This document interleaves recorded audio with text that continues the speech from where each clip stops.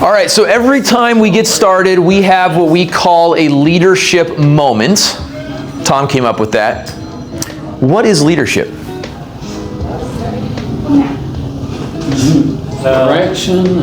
Direction.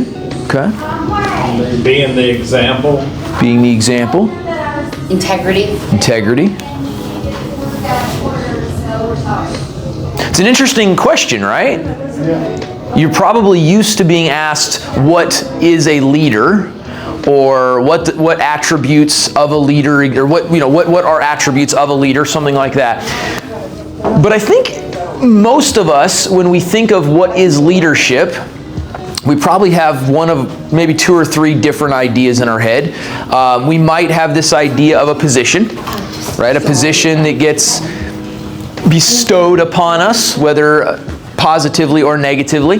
We get put into a role, starts with the word director or manager or vice president, or has the word executive in there, something like that.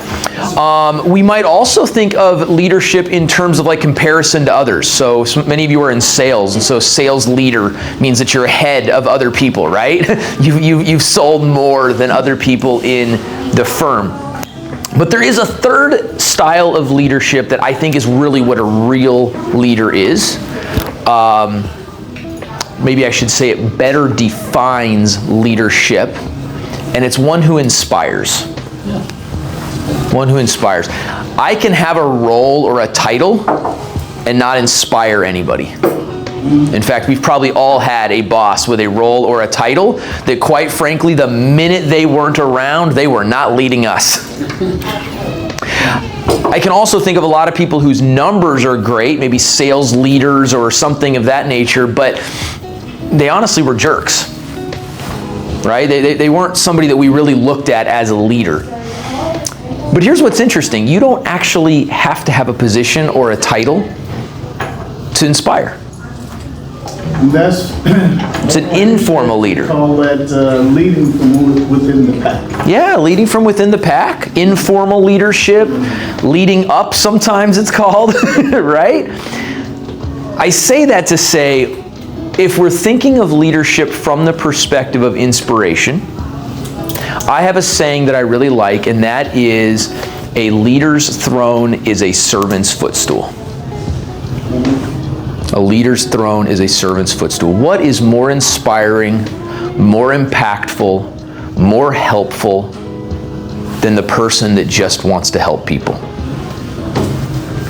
I had somebody ask me the other day, they said, John, I just took over this role 2 weeks ago. I was friends with these guys. Now I'm their boss.